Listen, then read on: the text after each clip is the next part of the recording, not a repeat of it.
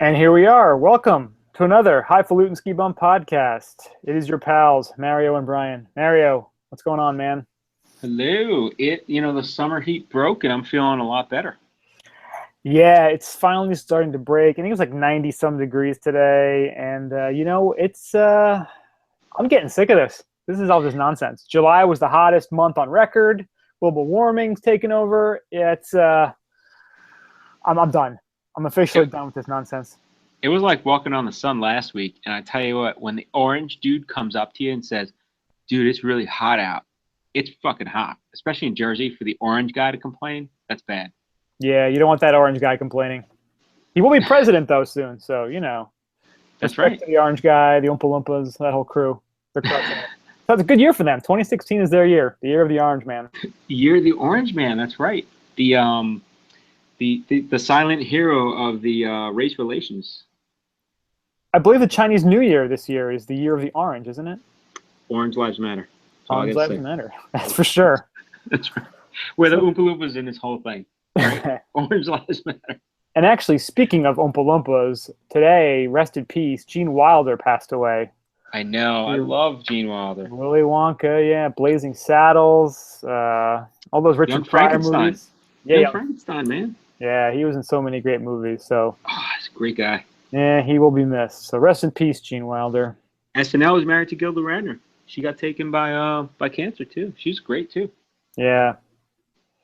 Wow, quite a bummer to start off with. But you know what? We're here. Thank you guys so much for listening. It's not a bummer. We're celebrating the loveliness that he brought us, man. Willy Wonka. Who doesn't know Willy Wonka? We're celebrating life right now, Love that man. All purple. Purple fabulousness. He worked purple. You know what? Before Prince, he was the king of purple. He was Purple Rain before Purple Rain. He was. He was ahead of his time. That's right.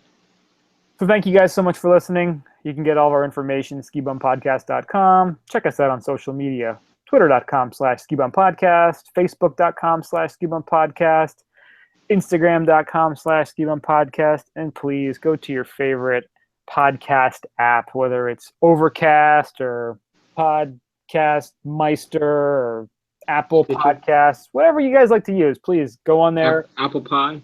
Apple pie, cheese pie. Apparently that was a thing back in the 70s. Pokemon Go. Subscribe, rate us. Yeah, I think we're at a gym somewhere. I think our headquarters, which doesn't exist yet, should be a Pokemon gym. We have to have our own Pokemon. We have to get a Pokemon. What would your Pokemon name be? Oh no, it would be Highfalutin Ski Bum Pokemon. That is like the biggest. He throws snowballs at people and fucks people up. That would be it. Just saying. And you can't capture it unless it's the winter. That's what I'm saying. Oh, only it's a very exclusive winter Pokemon. Seasonal Pokemon. I like that. Soon. Gotta keep it real. Yeah. So today's topic, this is the last week before Labor Day. So we're going to talk about today, are you laboring? What are you doing for the weekend? Have you done all of your summertime preparation for the ski season? You haven't. You haven't been working out. You haven't been buying all the stuff you wanted to buy at the end of last season. You're slacking off. But we're here to help you guys out. You got a week, and we're going to help you figure out what you need to do and help you get it done before that glorious, glorious holiday, which pretty much to me it's almost like my Memorial Day, Yeah, I hear you. So, Mario, we have a... Oh, sorry. No, I'm jumping the gun. No, let it go. Let it roll. What do you got, Brian? Well, you may recognize that sound as the weekly flavor music, but a new ski season is coming. We're going to transition a couple things. We're going to change things around. So we're calling this segment now Après Today. Après Today. Après Today. Mario, what are you apres-ing today? So I am, in the season of being the jumper of the gunner, and at the end of the labor-ish days that were here with the summer, I'm ready for a little fall action. So I'm jumping the gun. The stuff has come out. The summer beers have disappeared in a lot of the establishments. I frequent a lot of establishments. I'm just saying, they started disappearing. There's no more summer sandies out. They're dead. Summer love, dead. Summer fruit beers, dead. They're all dead. It's Northern Jersey. This is what we do. So we've had pop up. Could it be pumpkin beers? We've had a little pumpkin season. Now pumpkin season's coming early. I've heard that Starbucks pumpkin is going to start coming earlier. There was a whole demographic thing done on pumpkin beer, pumpkin lattes and shit like that. But pumpkin beers are coming out a little bit early. And today I partook in one of my favorites that is usually out by the time pumpkin season is in. That's why I got it today. It's the Shipyard Pumpkinhead. Now, yes, this shit is really good. I just got to say. That is a very, very tasty beer. And if you plan ahead, let me give you a recommendation. Because it's got those nice like nutmeggy kind of spices to it. It's light, flavorful. It's light. That's what I like about it. Yeah, if you happen to have some Blue Diamond soy wasabi almonds, have a couple of those while you're drinking that beer, and the flavors in both of those just explode. It's absolutely awesome. So you take the Blue Diamond thing, you shove them up your nose, and then you drink the beer? You can put them up in your rectum. You can put them in your nose. You hide them in your rectum. You keister them, and then you drink the beer. I haven't tried either of those orify in this experiment. I've just put them in my mouth hole, and that worked really, really well. It worked so well to the point where I didn't think any other orify were necessary. All right, so it's actually edible then. Yes, believe it or not. Awesome. Crazy. No, I tell you what, this is the pumpkin equivalent to the pineapple sculpin for the summer. I gotta say, I'm putting it up there with that. All right.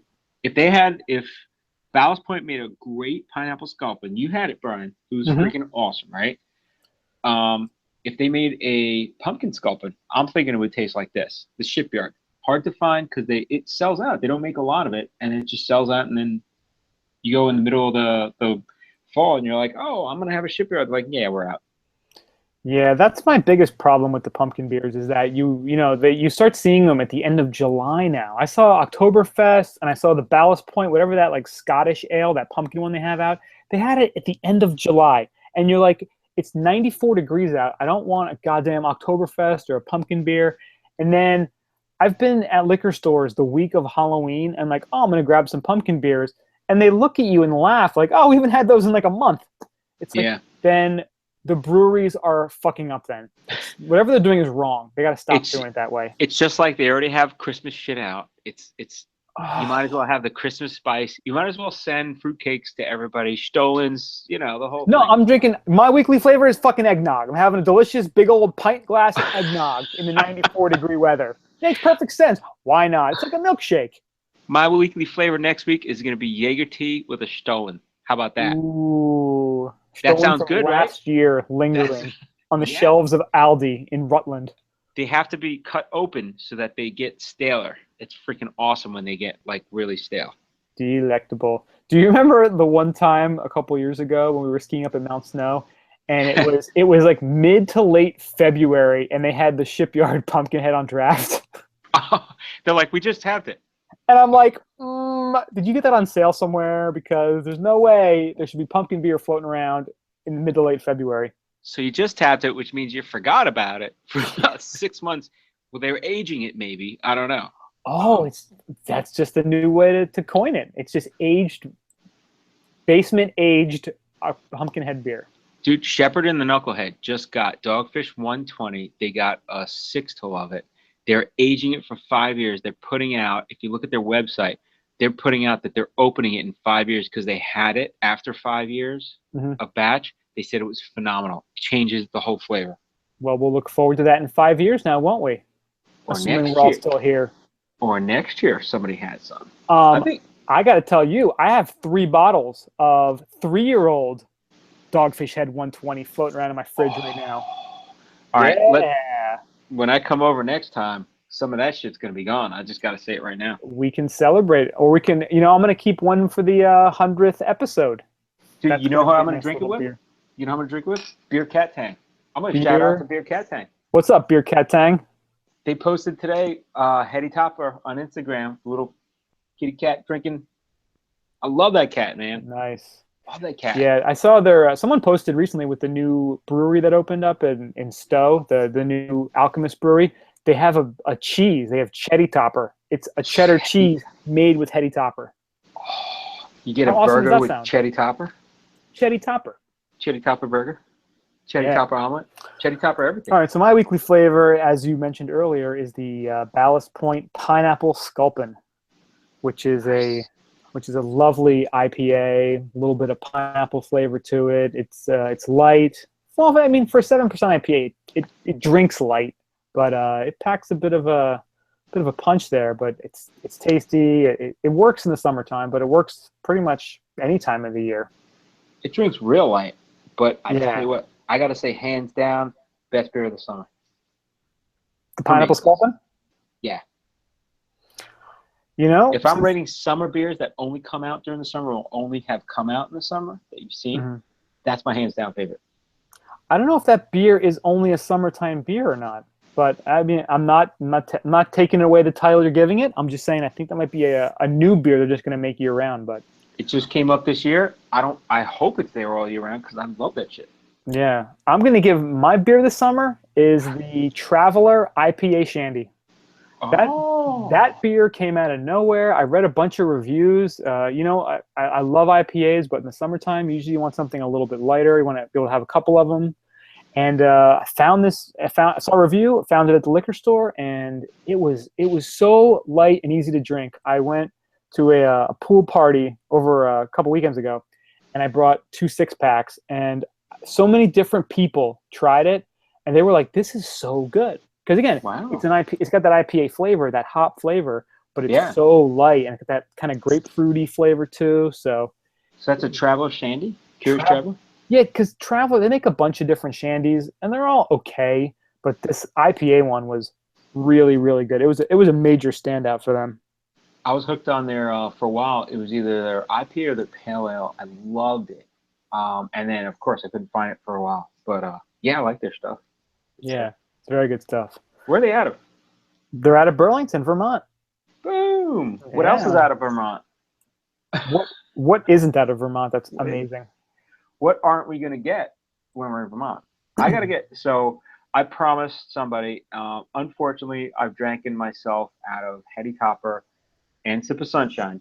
And I ran into somebody that it would have been good to have a little bit of Hetty Topper and Sip of Sunshine because they were an appreciative person about Hetty Topper and Sip of Sunshine. They're actually a bartender that really likes Hill Farmstead. They actually know what I'm talking about. I'm like, really, around here? Wow, nice. Yeah. I think I still have about 4 or 6 cans of Hetty left. Damn you. So, see, next time we do the podcast here, you can be able to partake in. There's lots of different options. I'm gonna just jack some stuff. I'm just saying right now. That's what you think. I got some 120s, got some Hetty Topper, Sip of Sunshine. I'm jacking all that stuff. And you know what? Me and Beer Cat Tank are gonna drink it all.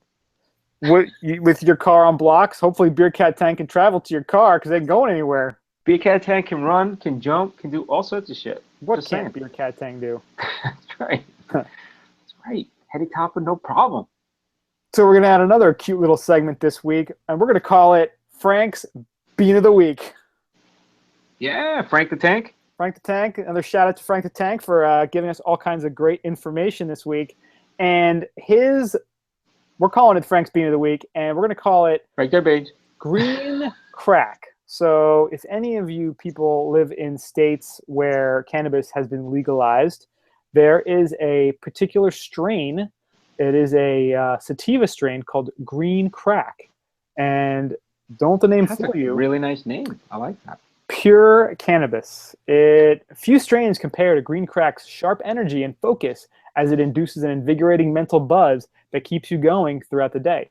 So this is something you wouldn't want to take this, to kind of relax and melt into your couch. This is something to get the brain firing, to get you going. You're energetic, happy, uplifted. It sounds like the chocolate thunder weed. That's all I'm saying. This sounds like a good strain to partake in if you did partake in it and were in a state that it was legal to do, of course, before you go skiing.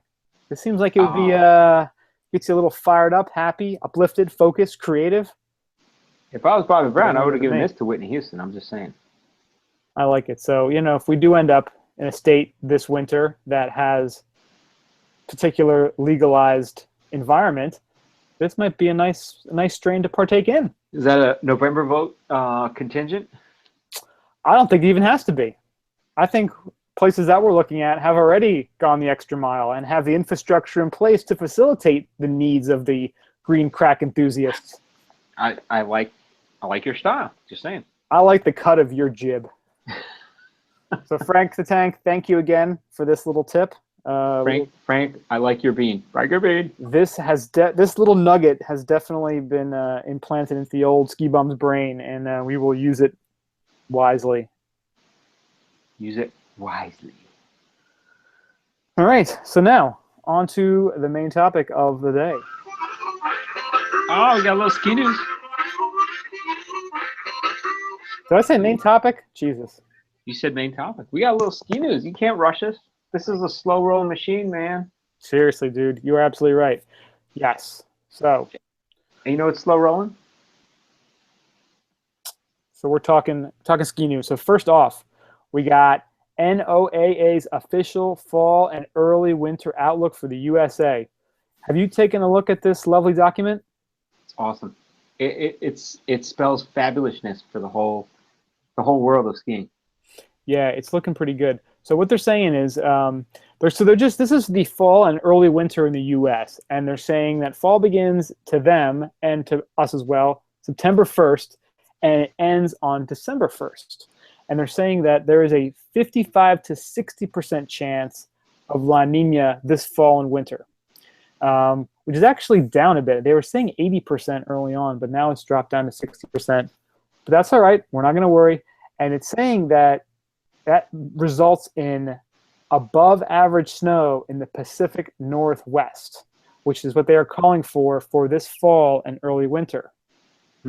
Now, we live on the East Coast. Why would that be of joyful, happy information to us?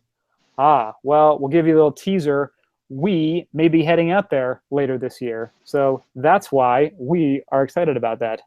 Boom. Well, Wyoming got like freaking snow already. Yeah. This past all year. Wyoming and Montana both got snow last week. So right. It's a beautiful thing. So yeah, they're saying it's still looking like it's going to be La Nina, saying above average for Pacific Northwest, and then average across most of the northern ski states. Unfortunately, if you are in the Utah, Colorado, New Mexico area, they're saying it's probably going to be below normal. Again, this is just for the late fall, early August. And up in the East Coast, New England area where we usually ski, they're saying it's going to be pretty much average. So anything is better than last year. So we'll keep you guys posted on new news, and we'll look forward to positive skiing early in the year. Nice. Yeah. Like it. All right. So next up there's a new Canadian resort that was approved. They're saying it's going to have the biggest vertical drop in North America. And it's not getting as much opposition that some of the other projects previously. There's one, the Jumbo Glacier project, got a lot of opposition in the community. This one is like kind of flying through. It's from the Valmont Glacier Destinations Limited Company, and they released their master plan approval from the BC government. So what they're basically saying is they're proposing a new resort. They're saying it's approved, and they're saying it's going to have 6,726 feet of vertical drop, which is the most of any resort in North America. That's insane. Mammoth proportions, just ginormous. On the link we have on our website, skibumpodcast.com, we have their proposed, which is it's funny because it looks like a small picture of like, oh yeah, that's a little run, that's a little run. No, that's probably like a tram. That's probably like, it's an enormous like footprint of a place. Yeah. But yeah, it looks. So they said the project went through a harmonized approval process with the district, community planners, a whole bunch of people to make sure that this thing, got approval from the community.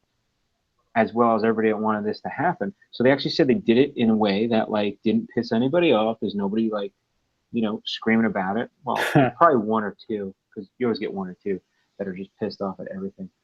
But they're saying like they're going to rezone, and they're going to, they're going to begin spring of 2017 with an ultimate public opening in December of 2017. So this is really going to happen. This is pretty amazing.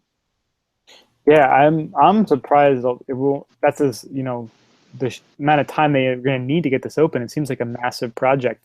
So if you look at it on the map, it's going to be Valemount, British Columbia. So it's pretty far. You know what? It's almost, if you're looking at a map, and if you see where Edmonton is in Alberta, it's almost directly west, tiny bit southwest of that. And so it's, kind of northwest of where Banff is. It's almost like Edmonton, go west to this, and then go southeast to Calgary. That makes a triangle. Nice. Yeah. Not a whole lot, that else is that's out there. It's even like way further, north than Revelstoke or. Well, that's just it. It's pretty far, like in the middle of nowhere. So I'm sure they're like, sure, build whatever you want. And the fact that you're going to put this up in no time means, you could slap stuff up. You could put up lifts like, within a year. I mean, they're going to take a year. So I'd be interested to see what they do. I would imagine they're going to push the limits of like, recyclable stuff and, whatever. I mean, let's just see what they come up with. But if they're going to do it that fast, they're going to do something new and innovative, which is pretty interesting to see. Yeah. Yeah, you can look at the master plan. We'll post a link to it on the website. It's 353 pages, I think. It's quite a 324 pages. Yeah. I like that. It's like the master plan. The master plan for a glacial tourism destination centered on Mount Arthur, Migan, near Valemount, British Columbia. And now, I'm going to be a spoiler right now, Brian, because I'll tell you what it's going to be named. It's going to be called the Highfalutin Ski Bum Palace Resort. Why would you disclose that? We had that non-disclosure agreement that we were supposed to. Now that I disclosed it, it's not. You're not held to the non-disclosure, so you can't talk about it. Oh boy, this is all alleged, folks. Oh no, this is factual in my mind. I'm just saying. This is alleged. Depending on how Powerball goes this week, right? That's right. Yeah. All right. Good stuff. Next up. So this is cool, wonderful news if you're out in the Colorado area. Amtrak Winter Park Express ski train returns for 2016-2017. Boom. Yeah, this is cool. So the Amtrak Winter Park Express will be fully operational for the 2016-2017 ski season after a 7-year hiatus. According to a press release, the weekend passenger train service from Denver's Union Station to the slopes of Winter Park is back. It will operate from January 7th through March 26th. Wow, that's pretty cool. Yeah, so it's an alternate to I-70, which is the main road that goes from Denver out west into the Rockies. And it's that same road that they put that toll up last year, if you want to take the express route. And there's going to be round trips that will run on Saturdays and Sundays with additional round trip on Martin Luther King Day and President's Day. Yeah. To give skiers and riders the option to skip heavy I-70 traffic while enjoying a comfortable and scenic 2-hour ride on the historic route through Moffett Tunnel. That's awesome. It's like the Polar Express, man. Who wouldn't want? I love trains, man. It's pretty cool. I dig this. It's kind of cool, right? Like if you have enough time to go and you're out there for a week, you go out there on the train, kind of hang out, do your thing, and take the train back the week after. It's not a bad way to go. It's civilized travel, I'm telling you, man. I went out to Grand Canyon. I took a train from Williams into the canyon. It was freaking awesome. We're sitting there in the bar car, hanging out, eating, just chilling out. It was a little fun time. It's pretty cool. Yeah. You pop a little civilized. Pop a little edible before you get on there on the way back. You're feeling good. Nobody's worried about, when's the next stop. So tickets will start as low as $39 each way and go on sale at 8 a.m. Mountain Time on Tuesday, August 30th. Mario, that's tomorrow. Whoa! All right, I gotta put that down. Holy hell. StubHub. Yeah, right. 500 plus passenger trains will depart at 7 a.m. and arrive at the resort at approximately 9 a.m. Nice. Oh, that Not too sounds pretty good. shabby. So cool. So new options to get out to Winter Park this year. Nice. All right, next up we got own a piece of the Powder Highway, invest in Red Mountain. So Red Mountain is looking to switch to community ownership in the near future. What I'm trying to do is see how many people may be willing to invest in Red Mountain to keep it. And I love how they describe it. They want to keep it funky and legendary. I'm like, oh, it sounds freaking awesome. Yeah, so you broke up a little bit there, but yeah, they're So it's the story is own a piece of the Powder Highway. Yeah, invest in Red Mountain. I was looking at this, and I watched the videos, and I'm trying to understand exactly how you invest in it. Like, can you just get a little piece of it? Is it like a co-op, like a Mad River Glen? Like, I want to know more about this. This is intriguing to me. they have the ownership benefits, the investor benefits, and it says you have part ownership in the entire resort and the resort and assets. So that means you're getting a piece of the entire resort, which is good. But I guess like you I don't know. I'm trying to understand like how they do it. I guess are they trying to bring like a whole bunch of investors in, or just like one like super investor? It seems like they're trying to do a private stock ownership in the private company. So you could have private stock, Mm-hmm. and that's kind of what it seems like they want to try to do. And they're doing that because rather than have it like, at the mouths of some wolves that are trying to eat it up, they could say we're going to keep it cool and funky, do whatever the hell we want, and run our own mojo as long as people own it and we all agree on how to run it. So it seems pretty cool. Yeah, part of their thing is too they do not want to be another, what Whistler did, kind of selling out to Vail. They want no part of it. They want it to be, they want to have ownership, have the people who are going to ski there be the owners, which is pretty awesome if they can pull it off. Well, it's good for an investment. They're trying to build it as so you get part ownership in the entire resort plus ownership in the assets. Mm-hmm. So now, if they ever decide to buy like any local ski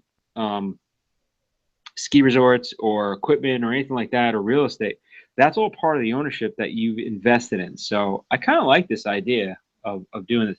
Plus, you get like, they're doing custom skis, lift tickets, like access to cabins, like other stuff involved, like perks, mm-hmm. which is pretty cool.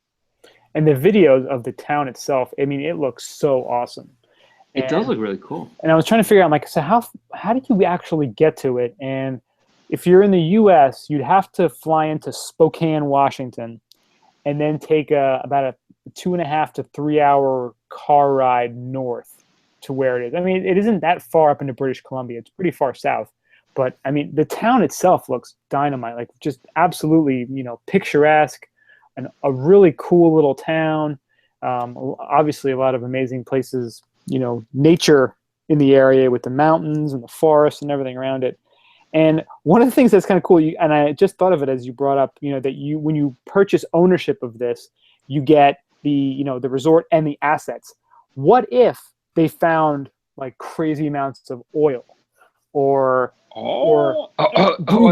rubies or some other sort of precious metal, gold or platinum? Did you say boobies or Bitcoin? Did you say boobies, Brian? I believe I said rubies. Oh, I heard boobies. I'm sorry. Yeah. So yeah, that's it's kind of an awesome idea. So I want to find out more about this and see what sort of chunks of investment you can do. It's like, I got $300. Can I invest in your mountain and get some limited edition skis? If you invest $300, can you dig there? You just I dig? Put an oil derrick right on there, just like, I believe there's oil here.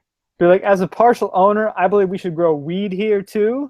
Oh God, you would be incorrigible. We want to grow some green crack over here in this part of the mountain. We got green crack on the left side. We got the my purple kush on the upper mountain. And I would like my limited edition skis as well, please.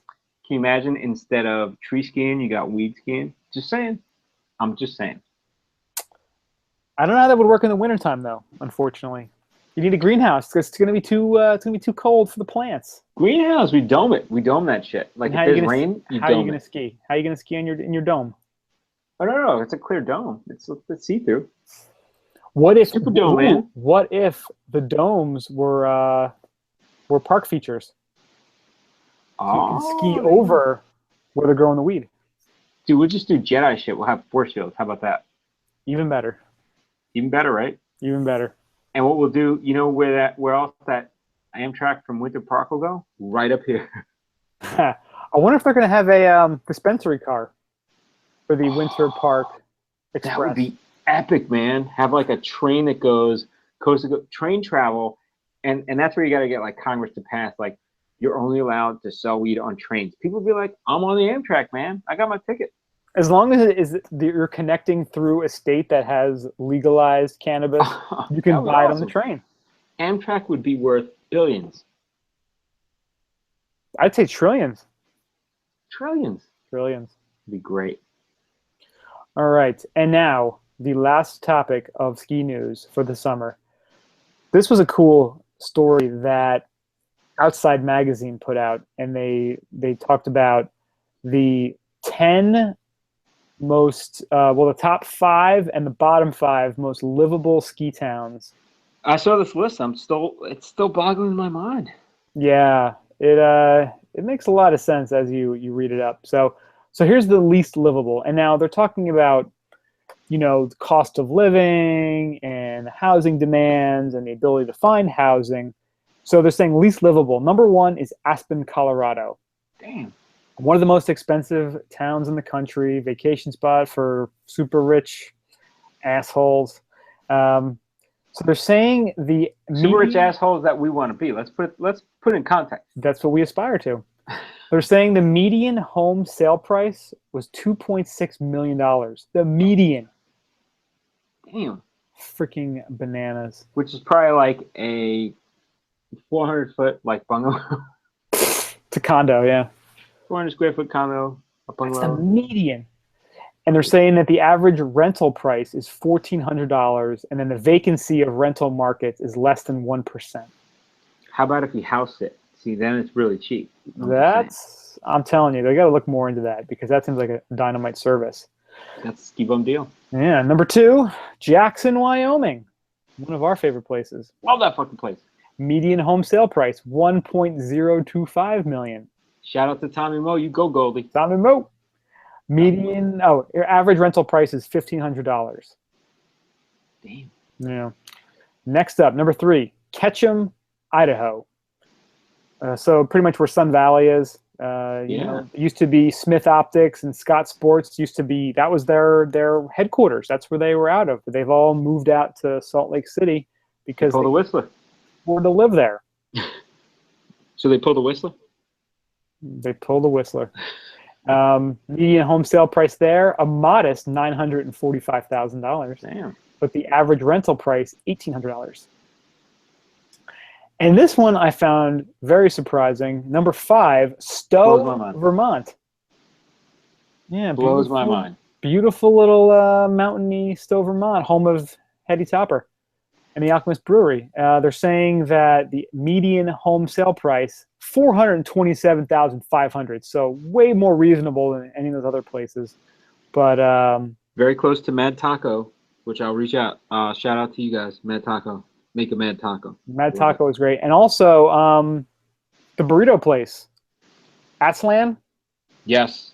That was right there in Waterbury. Pretty close. For those burritos. Those are great burritos. Average rental price. I don't understand Stowe, dude. $11.94. You know what? I think they had to put something on the East Coast there. Yeah, but still, even Stowe just in general boggles my mind. I'm like, there's a lot of rich shit on the East Coast, right? Which is great. And not a lot of great rich ski stuff. And they're trying to make Stowe that, like, Vale of or Aspen of the Northeast. And it's great, but it's not for the prices you're paying. You can have a place in Aspen. It's a pretty badass mountain for the East Coast, but yeah, it's a bit spendy. But that versus Killington, Killington's a better ski mountain. Well, there's we've never actually hit Stowe on a day where it's ideal. We've only been there on like crap days. So I think Killington's bigger too, right? it's bigger, but there's some really gnarly terrain that we've never gotten to on Stowe because it's always been kind of crap weather. Actually, I was incorrect. That was number 4 was Stowe. Number 5 is Park City, Utah. What? Park City, Utah. So the median home sale price there, $716,654, and the average rental price, $75. You could have like 8 wives there, though. That's kind of cool. But that pays for the median home sale price. Polygamy is actually illegal even in Utah. Just saying. You're saying nothing is what you're saying. But the thing about Park City that's nice is that you're a half an hour from a real city in Salt Lake City. So if you do want to have some sort of corporate job, or you need to be near an airport and get out of town quick, that's a huge plus for Park City. Wow. So yeah, but now the most livable cities. These are fun. Number 1, Ogden, Utah. I've heard of this before. I've heard people trying to retire there. Really? So they're right near Snow Basin and Powder Mountain. It's only 38 miles from Salt Lake City, and you've got Weber State University there. So there's a nice college vibe to the town. The median home sale price there, a very respectable $122,800, and the average rental price is $758 for the month. So cost of living is 12.8% lower than the U.S. average. Wow. So yeah, there seems to be I know a couple of ski companies are located out there. I was just perusing Powder Magazine's 2017 Buyer's Guide, which we'll talk about next week on the podcast. And there was a couple of ski companies that were located out there. I'm not going to go through the magazine now and look at it, but yeah, there's a few. So that seems like a pretty good opportunity. Even if you're looking to invest in some real estate in a ski town, that might not be a horrible place to start your journey. Yeah, it's very nice. Number 2, very surprising, South Lake Tahoe, California. I love Tahoe, man. Tahoe's dynamite, and I was really surprised they made the list. But they're saying, the median home sale price, $313,929. I guess the taxes aren't too bad because of all the gambling. But then that's the Nevada side. So I guess, but they're saying it's the California side is the way to go. Well, the other part of that is it's freaking beautiful all year round. You get a great summer and a great winter. It is. I mean, it's a gem of an area too. So yeah, there's a lot to do down there. The lake is unbelievable in the summertime. The mountains, you got Heavenly right there, and then you got Kirkwood and Squaw Valley and North Star, all pretty nearby. So not a terrible place to look at. Number 3, Leavenworth, Washington. Now, I have been to Leavenworth, and I've not skied there, but what a bizarre, amazing, beautiful town. I mean, it's a Bavarian-themed mountain town in the middle of Washington. Awesome. It's probably about 2 hours east of Seattle.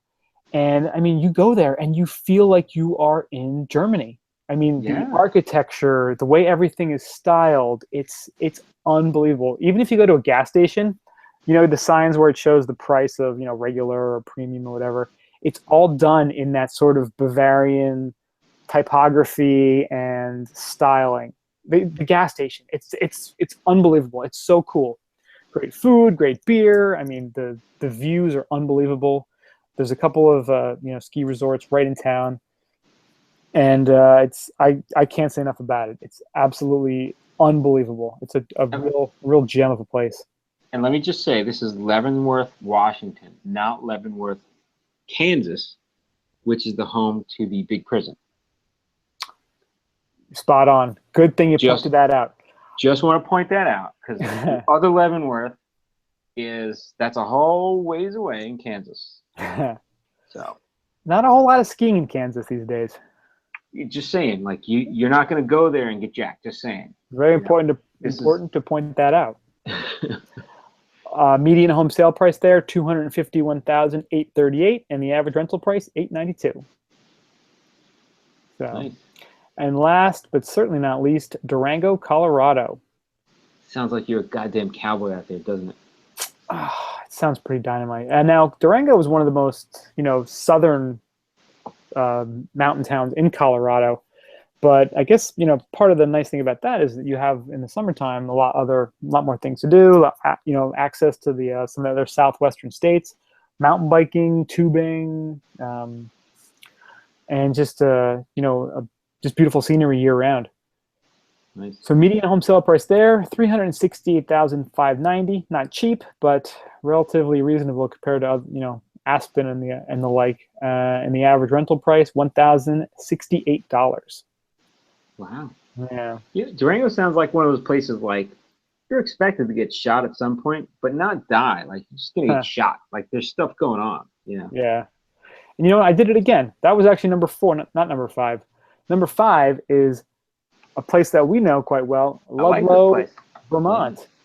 So Ludlow is the home of Okemo Mountain Resort, and it's just a nice little half-an-hour drive south of where we do most of our skiing up at Killington. And it's probably one of the at least in southern Vermont, one of the fewer actual ski towns. I mean, you have the little town there. You can it's very, very quaint, very New England.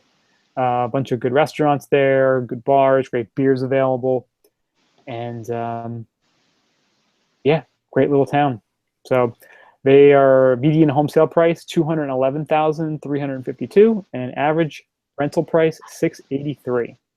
Yeah, Lowell's a pretty cool town. Like a little sleepy town, kind of nice to be at, and I tell you, Okemo's pretty nice. It's a nice mountain. It's definitely more family friendly. It's not quite as gnarly as a place like Killington, but it's a great mountain. All right, a lot of good amenities. So Brian, places that you've been to personally, where would you put the most and the least? Just one. Top one. What do you mean? Where would I? What would you put on the least, and what would you put on the most? Livable? Yeah, just in terms of your assessment. Just assessment in general. Doesn't have to be anything. Is money an option, or is money? If you want it to be an option, fine. If it's not an option, it's not an option. Just saying. Yeah. Livable? Man, I could see myself living in Telluride. That was just a little. It's a little secluded, but I mean, everything that was there was just so dynamite. All right, so you got Telluride most. Mm-hmm. And what was the least? Least would probably be like Snowbird. Just because you're kind of tucked in the middle of nowhere up there, and there's nothing else around you for at least a half an hour. Wow, I think I got you beaten on the least one. Okay. That's a hands down. Most, for me, I would take Jackson Hole and move it from the least to the most. Okay. I love that goddamn place. Then I could see Tahoe, but anyway, I'll leave it at that. And least, dude, hands down, Mountain Creek. Least livable, man. I live there. I know it's least livable. Can I change my answers? You can change your answer. You're allowed. You're from Jersey. I'm gonna say Shawnee, because then you're stuck in Pennsylvania. I like Shawnee better than Mountain Creek. I live out in Shawnee though. You're stuck in Pennsylvania. Your brain starts to melt. You just sit in the left lane all the time, doing like 10 miles under the speed limit. It's Pennsylvania just rots your brain. You don't want to spend any time there. Yeah, not I too don't much know. At least. Hunter was a close one that I actually thought about, but just saying.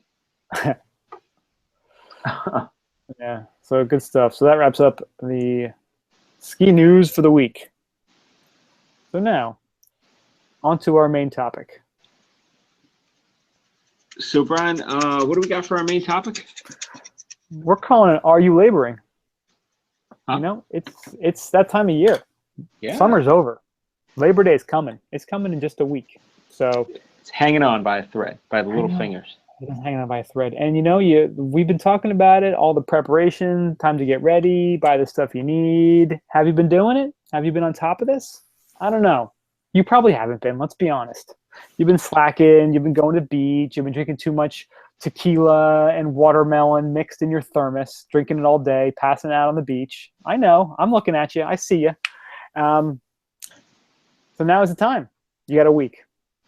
You got a week before the mad rush begins. And we all know how it goes. As soon as Labor Day hits, all the ski clubs start meeting up, all the trips start going on sale, all the new ski gear is out, all the new movies come out. I mean, think about it.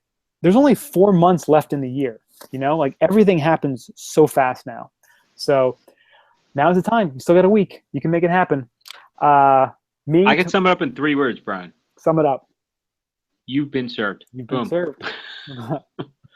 Yeah, here's your summons. You're being called into court. That's right. Hey, can you help me with my flip flop? Can you hold this for a sec? Boom, you've been served. That's how you get them. So, one of the things that I know I've been slacking on, and I'm going to admit it, I was looking at a new pair of boots, and I've been going to this website for this shop probably 3 times a week since the beginning of July, and I've been hesitant to pull the trigger on these boots. And I will say that is retail masturbation. You could call it that if you would. And I'm just waiting. I'm waiting. I'm almost hoping. Are you checking the price? Is that why you keep going on there? They haven't touched the price, and they still have my size in stock. And I keep checking it out. So you're just going and looking. Just going. And you know, I'm almost hoping that the one day, like, I'll be ready to buy them, and I'll go, and they won't have my size anymore. And I'll be like, haha, stupid. You see what happens? You don't commit. You don't pull a trigger. Now you get nothing. First day out, I guarantee you see somebody on the slopes with that. They're like, what's up, bitches? You get nothing. You lose. Good day, sir. That's right. You're going to see somebody right on the slope the first day after that shit is bought. But, like, they're going to have the stuff that you wanted, and it'll be like, whoa, this is the best purchase ever made. Yeah. Because I don't really need new boots. I just want new boots. And you're going to see him do pizza french fry, dude. That's what you're going to see. Yeah, right. And you're going to be so much more pissed. Going to be in a lesson, probably speaking French. You know, it's okay. It's all right. It's going to be all right. So there's that. And then, you know what? Obviously, I didn't run as much as I wanted to this summer. Whoever does. But you know what? I'm pretty happy. There's really nothing else I'm too disappointed in myself in for this summer. Well, there was a movie about you. It's called Run, Fat Boy, Run. Do you see it? With Simon Pegg, of course. I love Simon Pegg. It's a great movie. That should be inspiration to you. Motivation. Yes, indeed. So that's kind of what I'm laboring about now. But yeah, well, actually, the biggest thing is it's ski related, but it's not ski related. It's our website, which I've been messing around with and just redesigning again for about a year now. And wow. I'm gonna just have to commit. I'm gonna get it up before my skis touch the snow. I will have the new site launched. And I want you guys to hold me to this. Hold my feet to the fire. Make sure I get this up. I keep being not happy with it. You know, I keep wanting changing it and upgrading it, and you know what? Like Steve Jobs said, you got to ship. So I want to get this bad boy out there and just have it out there and have you guys see it. I think it's going to be pretty cool. You got to go balls deep, man. Just saying. Only way. How about you? What are you laboring about this Labor Day? Dude, this fucking summer, I broke 3 ribs. I'm all fucking shitted out right now. What rib? Yeah. 3 ribs, man. Yeah, so I'm all pissed off that I can't train for biking. I rode last week, 50 miles, hurt this week. It's back and forth. So anyway, so I'm laboring about that. So I'm going to hit it hard when I have to ride, which is 2 weeks. But, you know, it's tough to start nursing injuries. I mean, I got to start thinking about, like, you know, ski season and what to work out, what to not work out. So there's going to be a little bit of rehab on the physical sense, not the alcohol sense, going on in another few weeks. But I have a really big ride coming up. Then this is when I start, you know, you and I have been talking about, like, trips, right? So we're trying to book a trip we're trying to do ski 1 week. Thinking about trips for next year. Did my Thanksgiving trip. I booked that already. So my family's going to be happy that I can see them at least this time of year. And then a crazy trip came up in the last week that, hey, do you want to go to Oktoberfest in Germany? Hell yeah. So I'll be doing that. So that's the laboring. So the laboring hasn't been too bad. Been hot. But yeah, I've been having fun. I make the most of it. So I'm good. I can make the most out of any situation. If I was at the beach all the time, I'd be playing volleyball, having a little ball, be great. But I'm not, so I'm kind of at the pool and beach once in a while, that kind of thing. Nice, nice. So I plan all year round though for winter, which I've noticed has become an addiction. So I don't know if I have to go through some kind of therapy or Yes, my name is Mario. I'm a ski planner addict. I mean, I don't know what to do. Well, that's kind of what caused this podcast to even happen, is that we just love talking about skiing and thinking about it and planning it and wanted to do more of it, and that's this kind of evolved from it. So it's been a labor of love, really, and it's helped us to plan things out better and come up with new ideas and find out more information. So yeah, that's why we're here, and that's why we appreciate you listening, so we can keep doing this and keep enjoying the sport that we love more. Yeah, I think it's been great. I mean, this summer has been, there's always a little bit of growth and a little bit of humility. So as I get older, there's a lot of stuff that, that I start thinking about, like I want to do or I don't want to do. So I think I'm planning some trips this year based on making sure that bucket list is not going to have a lot of stuff on it. I like it. Only way to go.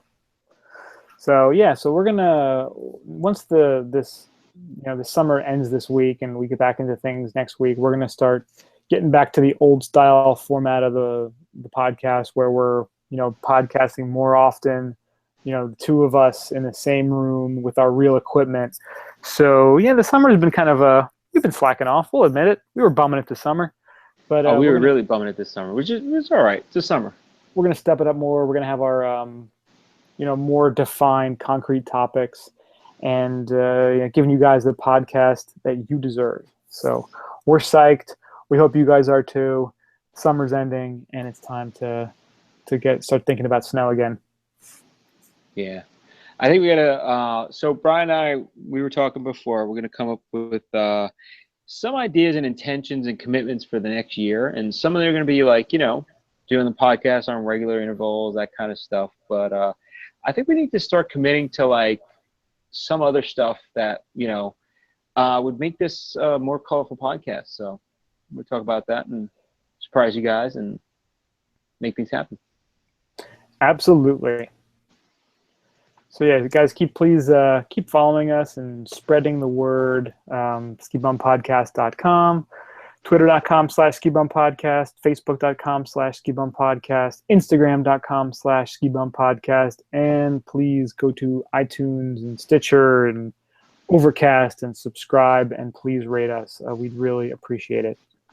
That'd be awesome. All right, you want to take a quick break before we wrap it up? Yes. All right, cool.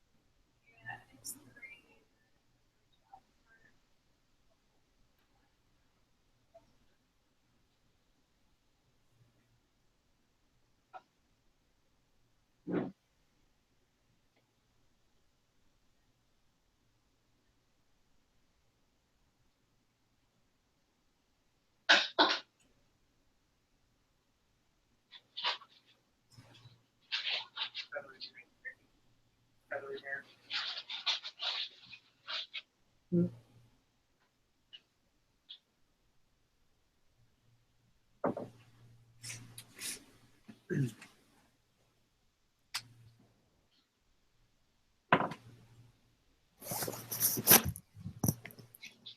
right, I'm here. You here? I'm here. That's all I'm saying. I am here.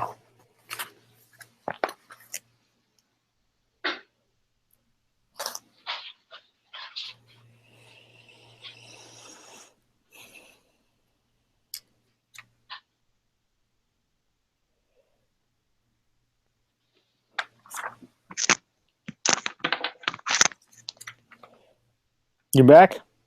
I'm back. Welcome. All right. So we got Under the Ropes now coming up. Under the Ropes. Yeah, we're definitely gonna need some new Under the Ropes music. That's what I'm saying. We gotta get it. We gotta get it all ski themed. Yeah. No, I like this up. Crunk it up indeed. I kind of like the music though. I think we got mapped. It's kind of got the right attitude.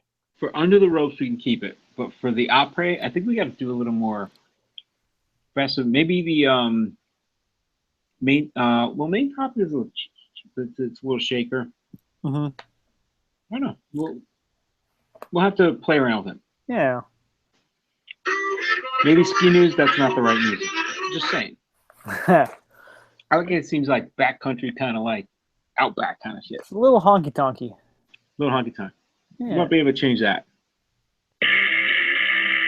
Yeah, that sounds natural, right? Yeah. Under the rope. You're breaking the law. You're going into the rope. Breaking the law. Yeah. Right. Fuck you, Steve Patrol. Under the rope. Under the rope. Rope. All right. So the stories are actually pretty awesome, I think, this week. The one thing that Earth, not the center of the universe, I tried reading it and I didn't even understand it. Oh, which one? The we already knew Earth was not the center of the universe, but now we know. I would do it. That you got to watch the video to understand it, because I watched it. I looked at that article like twice. I was so confused. And then I watched the video and I was like, oh, now I understand.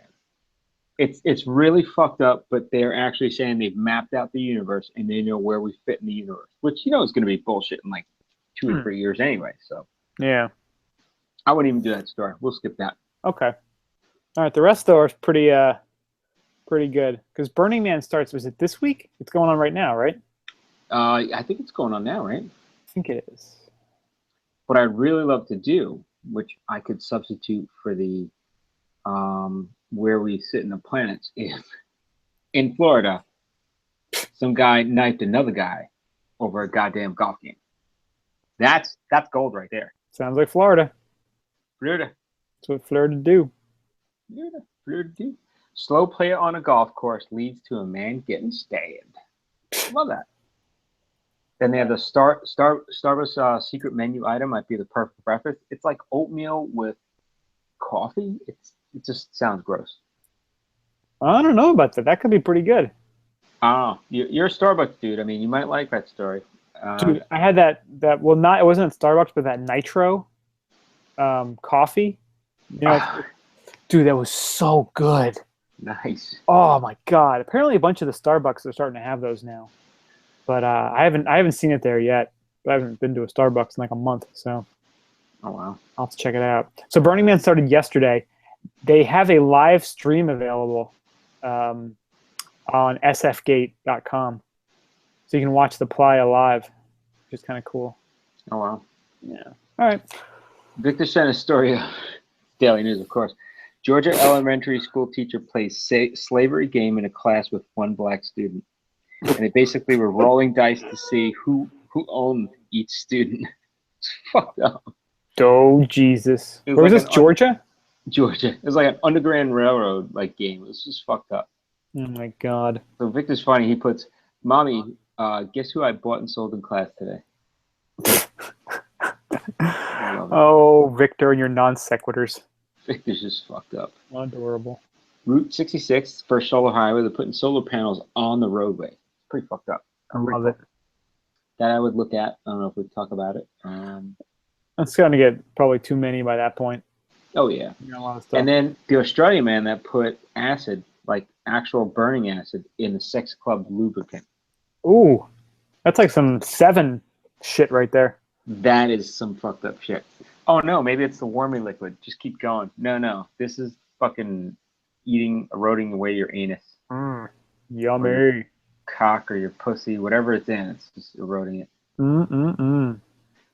So I'm thinking, like, yeah, sex slavery, the slavery game I can't even cover. That's too controversial. That's fucked up shit. So I was thinking of just throwing in, which is the one? God damn it. Ooh, hello. Slow play on a golf course leads to a man getting stabbed. And the Starbucks, maybe. But those are the only ones I'm interested in. Okay. What the fuck is this thing? Every time I go and I shut down the main, it shuts down the other ones that are open from it. I'm like, I opened them in a separate tab. Gmail. Come on, man. I'm going to call it D-mail, as in D-bag. Did you watch Sausage Party yet? No, not yet. Pretty stupid, but kind of funny. Awesome. Yeah. Gold. It's gold, Jerry. It's kind of like bronze more. Yeah, it didn't seem like on the cutting edge of like humor, but there's so I'm talking to Gary, and last week he's like, you know, the whole the moms around the lake were in the upper. I'm like, what happened? He's like, well, you know the drive-in up in Warwick? I'm like, yeah, that place is pretty cool. He's like, well, one of the moms decided to take all the kids up to the drive-in, and she didn't really read what the movie was about, but she saw it as an animated cartoon. Oh, so boy. She took them all up to see Sausage Party. Are you serious? She said she made it through 1/4 of the movie and was like, kids, we got to go home. Oh, no. The fucking moms are in an uproar, like nasty email, like threats coming through. It was fucked up. He's like, although it was fucked up, it's like, she really fucked up. Like, people are getting really mad. And he's like, whatever. He's like, my kids weren't there. He's like, I always ask, what movie are you taking them to before I let my kids go to a movie with somebody? But these moms are like, oh, yeah, let's go ahead, go with Mrs. So-and-so, just get the hell out of here. And then after the fact, they're like, you saw what? Yeah. Yikes. That's awesome. Mommy, what the fuck is this? Whoa. Where'd you get that, kid? Sausage Party. Right. That's awesome. All right, so you're going to start out with the crazy sport? Yeah, the Halawaya. I think it's pronounced Halawaya. Halawaya. Hawala. All right, cool. Halawala. Easy to understand, but not to execute. That's fucked up. All right, good to go? Good to go. All right, you want to start off with the music? Yes. Boom. Ready? In 3, 2, and 1.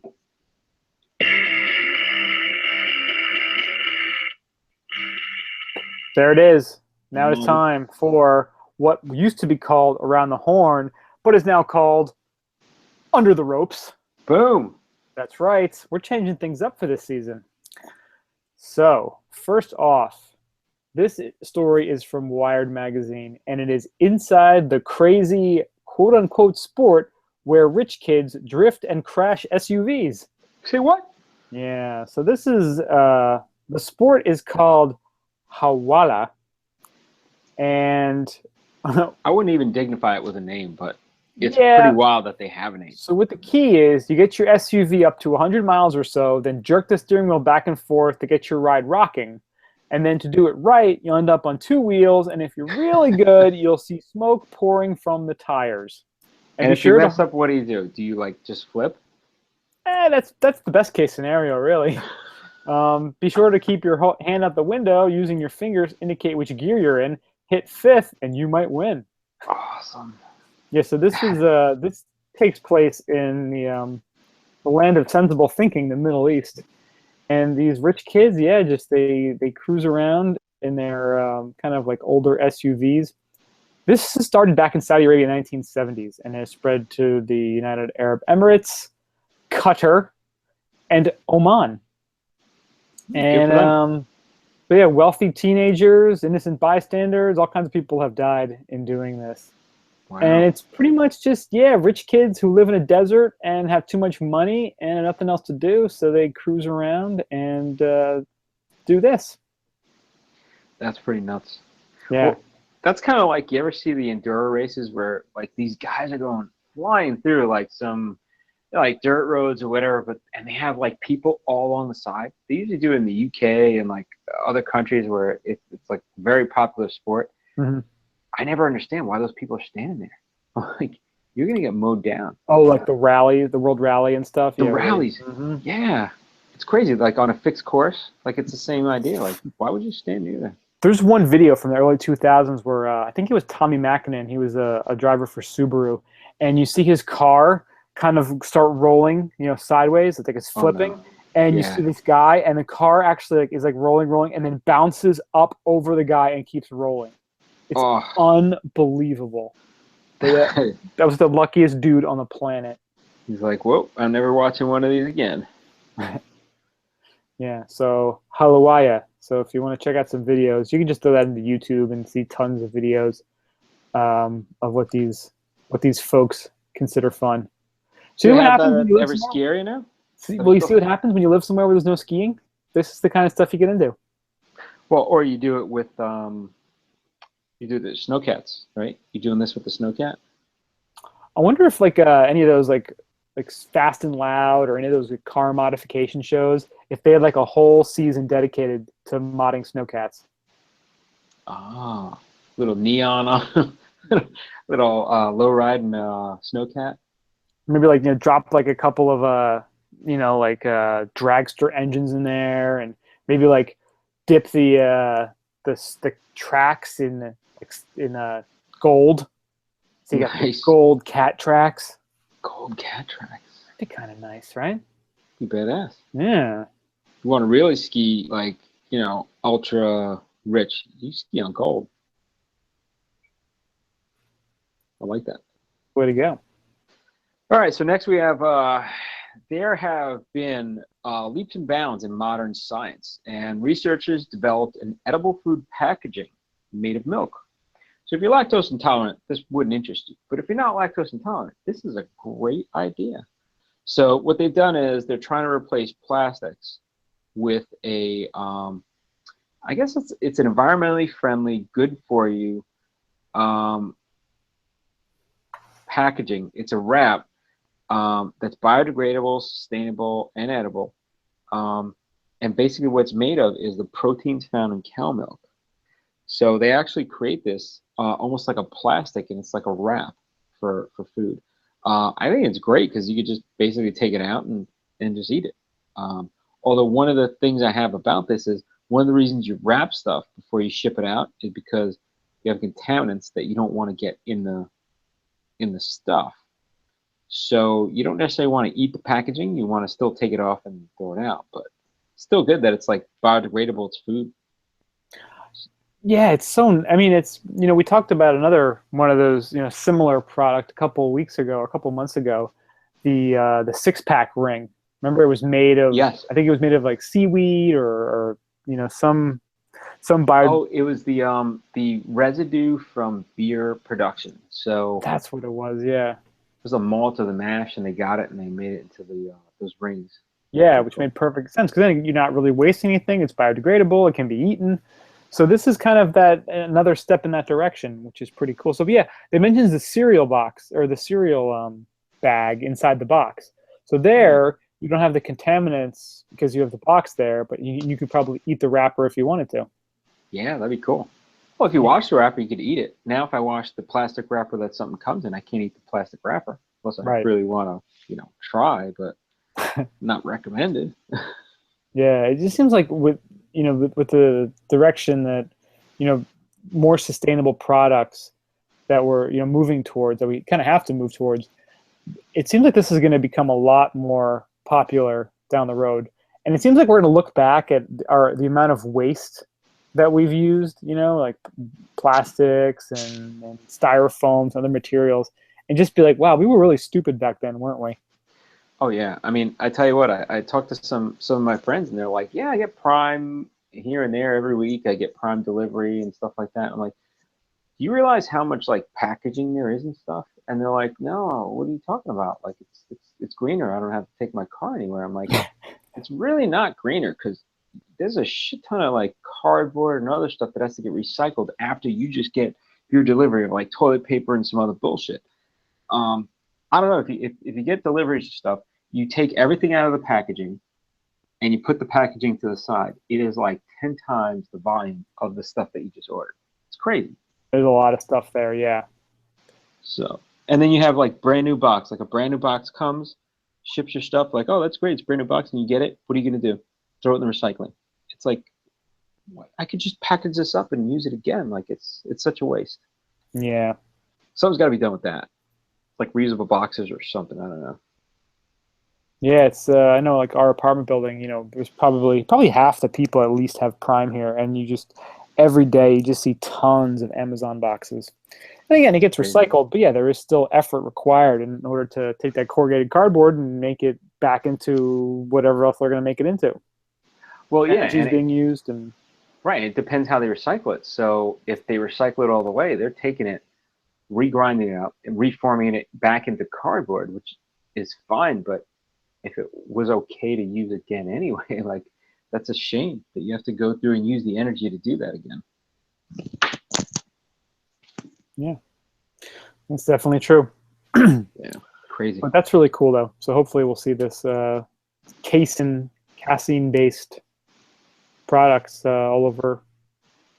Well, it's like if you take protein powder, one of the types of protein powder is casein. So it's kind of like, hey, you got your protein powder in your wrap. Just, boom, All in beefcake. one. All in one. Beefcake. All right, next up. So we talked about it last year. We're talking about it again this year. Starting, well, this will probably go out Tuesday on the 30th. The 28th of August was the beginning of Burning Man. And we had some tips. If you're not there yet and you're going, this is from Inc. magazine. They have the top 10 things that you're going to need. Number 1, printed directions to Black Rock City, which is the town where Burning Man takes place. There are long stretches where there is no cell signal. So Nice. Make sure you get gas and you have your map with you, and bring a small gas can and fill it up, because there are very few gas stations between Fernley and Black Rock City. Number I like 2, that. yeah, face mask. Major dust storms are an issue at Burning Man, and minor ones happen daily, and you will need nose and mouth protection. So go there, grab one, get a good one, and you'll be much happier. Number 3, goggles. Sandstorms. Again, goggles are a must. And they say a pro tip is to go onto eBay and get military goggles. Wow. Not even like ski goggles, like serious military goggles. Get all Delta Force on everybody. Yeah, right? SEAL Team 6. Number 4, adjustable headlamp with red light. So a lot of the coolest stuff at Burning Man happens at night. It will be very dark, and you'll want to see both. You want to both see and be seen on the playa. The headlamp emits red light and allows you to point it down is the best choice. Freeze your hands. The red light is easier on the human eye than white, and by pointing it down, you'll politely not blind people when in conversation. Nice. Yeah. Number 5, closed-toed shoes and vinegar. Wearing flip-flop at Burning Man is a rookie mistake. So, yeah, you want to wear closed-toed shoes. Bring the vinegar to keep your feet clean and dust-free. Vinegar cuts the dust better than water because the acidity counteracts the dust's alkalinity. Wow. Yeah. Bring 2 pairs of socks for each day, stored in an oversized Ziploc bag. Another pro tip. Sunblock and chapstick with SPF. Number 7, hand sanitizer. Always a good thing. And it says a pro tip, bring small bottles as gifts. Because part of the thing with Burning Man 2 is the whole barter process. So you can use them as trade if you needed to. Hey, man, how about this? I need some weed. It said a bike, number 8. So bring a bike, make it a not so nice one because there's a lot of dust that'll wreak havoc on your parts. So bring a beater. Number 9, layers. Temperatures get probably into like the 90s during the day, but drop into the 40s at night. Wow. So bring something warm and a good sleeping bag. And number 10, bring a Camelback. So you can stay hydrated, and you also have it so your hands free, which is great. And it says this is probably the most important thing of all because, again, you don't want to be stuck in the 90-degree desert without any water because you will run into a world of hurt if you do. So you want to be hands-free to be ripping and tearing the whole time. You got dancing to do. You got partying to do. Yeah, a lot of stuff going on. Ripping and tearing, ripping and tearing. So if you're going to Burning Man, if you're there, these are tips you can use. If you are there, send us some pictures and let us know how it's going because we one of our plans is to get there in the next couple of years. Nice. All right, next up.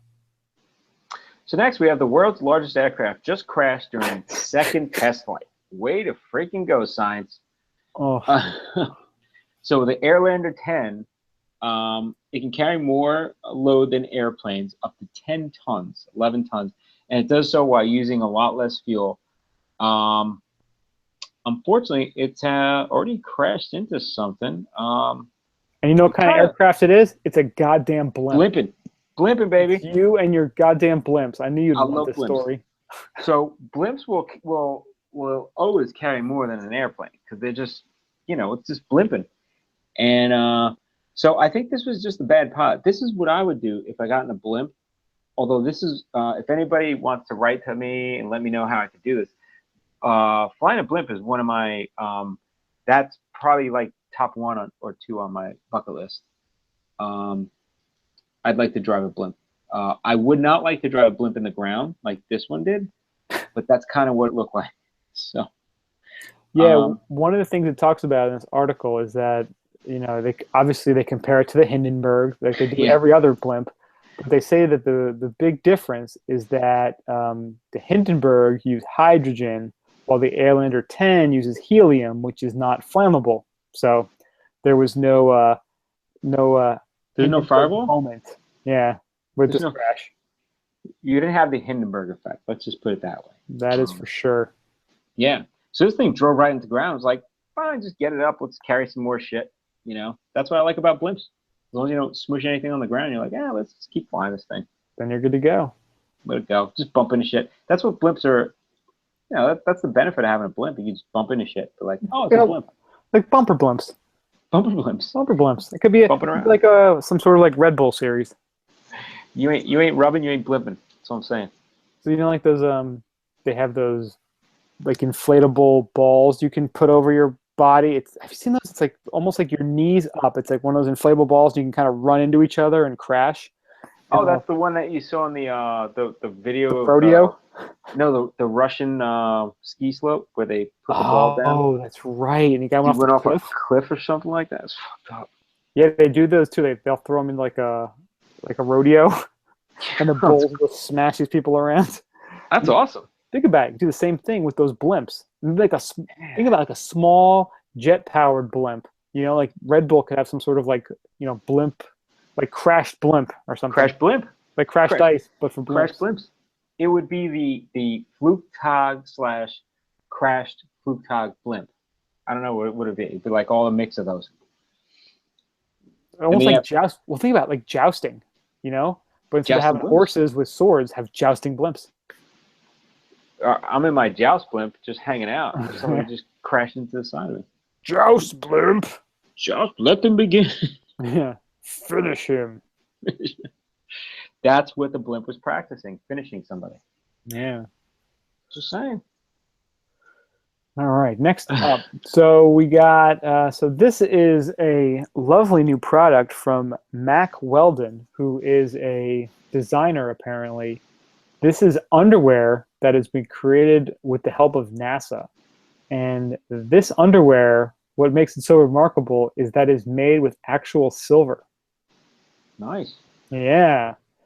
It's So what does the silver do though? Like, I'm glad you asked. It is a performance fabric with antimicrobial and anti-odor properties. nice. Yeah. Um, it's I don't know what else the silver does. And I don't know what the NASA part of it is, but I do know that John from Georgia says it's a remarkable product. In the humid South, these shorts stay cool and dry. My sack has never been better. Unbelievable. Unbelievable. My ass and sack, my taint is wonderful. Yes. So interesting, fancy underwear that we are fans of and are trying to get our genitals into in the near future. Whoa, whoa, whoa! You went you little jump over that thing right there. I want them in there. Wow. All right, Fighting so this odor. I love. So this I love. We always get good stories out of Florida. So this actually wasn't Florida. It sounds like Florida, but slow play on a golf course leads to a man getting stabbed. You know what? You're gonna slow down. You're gonna slow me up. I got places to go. I'm gonna jack you. So golf can be a quite heated game. So two guys got in a fight on a Colorado golf course because one hit into the group ahead.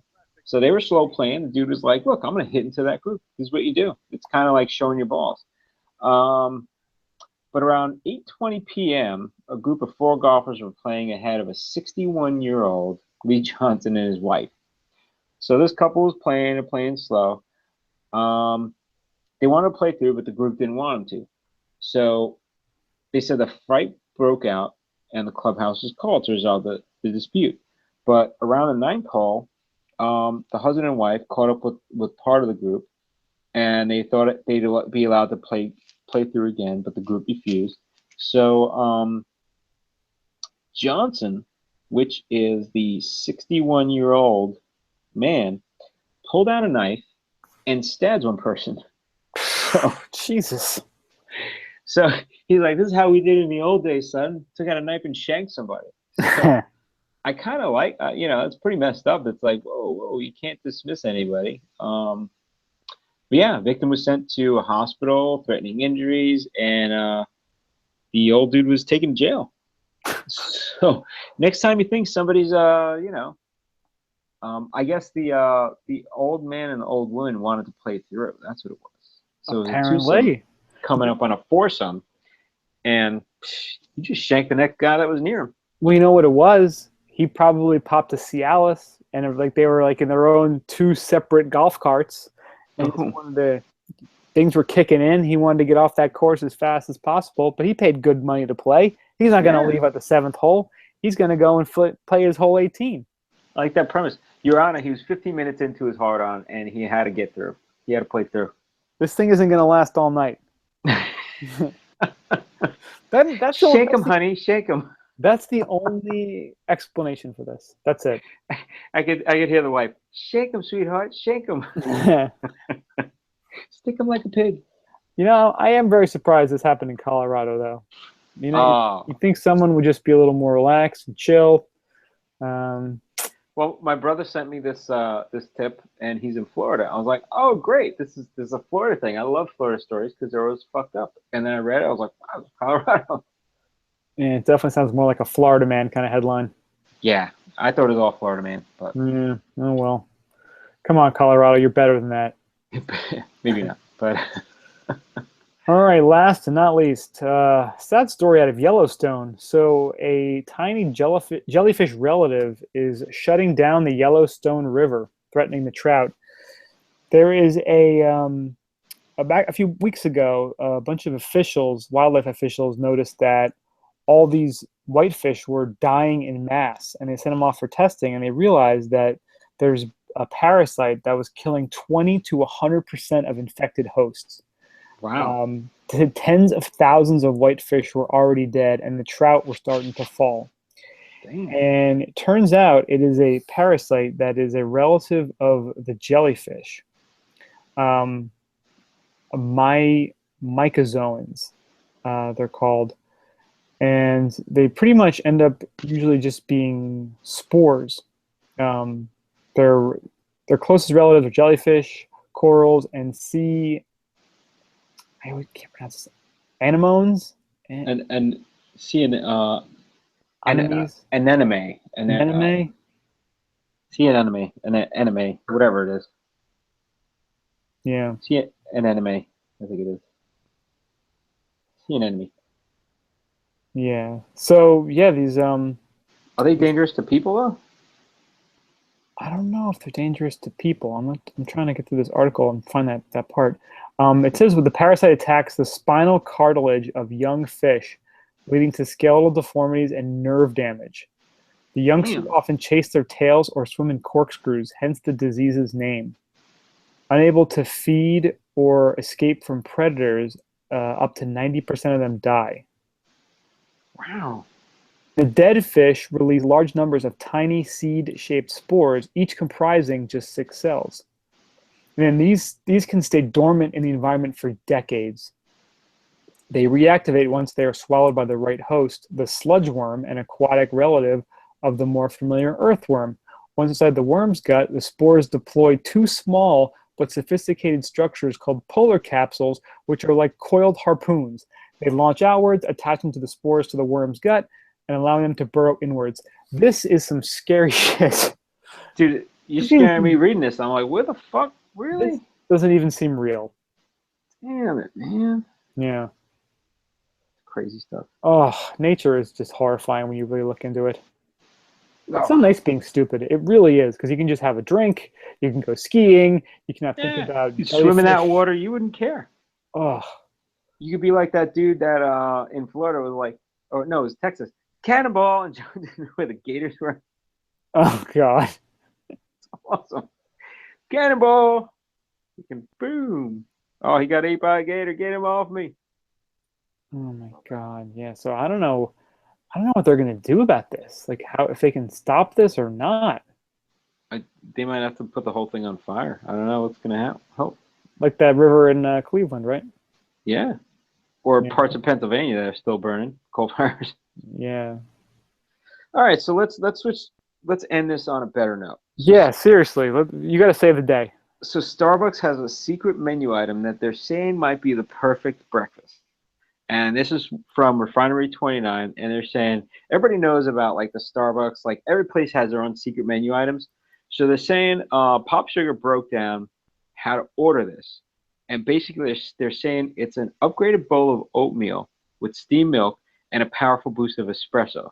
So they say order the oatmeal, request steamed milk instead of hot water. You could do soy or almond milk as well.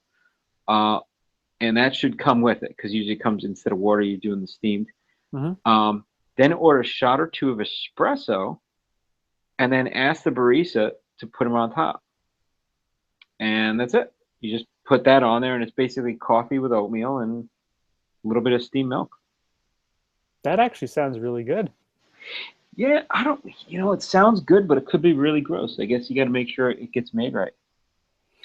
I'm gonna have to give that a whirl one of these days. You know, my dad used to back in the day when I was a kid. He used to take cornflakes and pour his coffee over it. Yeah, I knew people that did that. Now they're actually saying one of the interestings because this time of year, and Brian embraced this. You might want to do this tomorrow. Put a shot of pumpkin spice in there too. Boom, Why not, right? boom. That might actually be a delicious fall meal then. I want to see you order that. That'd be cool. You got Instagram. You got to Gram that. That's. I think I may do that breakfast thing now. I may 86 the pumpkin. But yeah, it's like all like the little nuts on top of it too. This sounds pretty good. Dude, as long as there's no fish parasites that I have to think about, I'm good. I'm just ordering Starbucks. That's the beauty of the steamed milk. It burns it all off. That's right. That's right. It kills all the germs. Oh, I'm definitely gonna make this happen this weekend. All right. I'm You're gonna, all about. Have you ordered anything off the secret menu at Starbucks? You know, I'm kind of a purist. I don't like a lot of the weird. Like a lot of it is just like a bunch of those stupid frappuccinos with like 37 squirts of all the different syrups. I like my cold brew.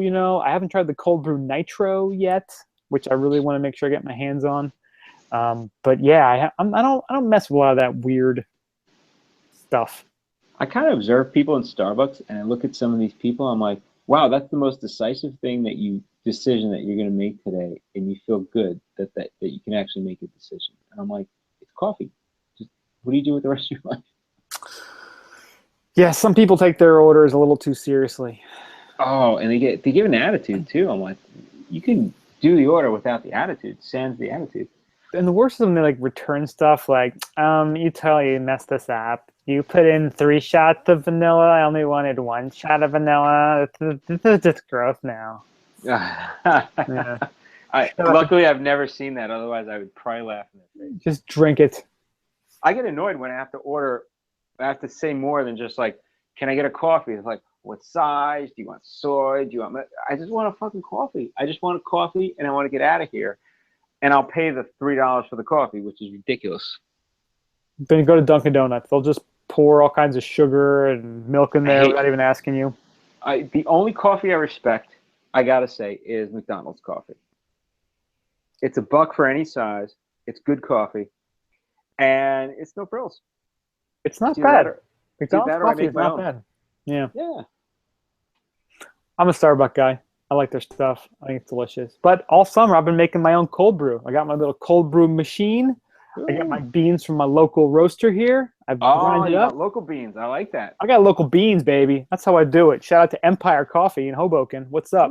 Woo, woo. I get their Starry Night. I grind it myself in my little burr grinder. I make my cold brew in my little, whatever the brand is, cold brew thing. And I love it. It's so good. Yeah, I love that you're doing that. I'm just picturing you right now with a soul patch. Saying, hey, and glasses. Hey, man, I got this grapefruit. You should see all my facial piercings I'm getting now, too, to match my cold brew diffuser. You got like a little cold brew neck tattoo. I think I'm going to have to do that. Hey, man, I'm talking about this stuff. Coffee is very serious. We take coffee very seriously here, man. It's important. Yeah, I love that, though. You're getting like local stuff. I mean, keeping it I know real. people. I'm not even going to say whose name, but I know somebody that makes the cold brew. I'm like, oh, that's cool. So you make your own cold. Yeah, I buy the packets from Starbucks and I put it in water in my fridge at night. I'm like, that's the laziest fucking thing I've ever heard. Ugh, terrible. I'm like, you can't grind shit and just put it into a water in your. Yeah, they do the oatmeal that way too. Have you ever done that?